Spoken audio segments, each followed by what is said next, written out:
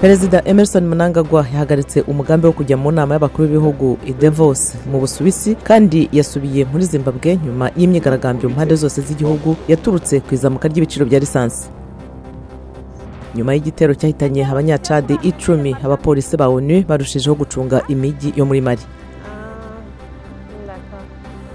Abashyigikiye wari umukandida mu matora perezida muri Congo Martin Fayulu bakoze imyigaragambyo nyuma y'uko bangiwe gukora inama ya politiki n'abapolisi bari bafite intwaro.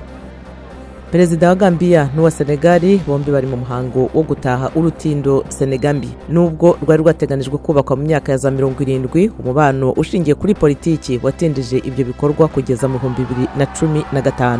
Naho muri Gabon umutaliyani Nicolo Bonifazio yarayatsinze icyiciro cya mbere cy'isiganwa ry'amagare rizwi nka La Tropicale Amissa Bongo.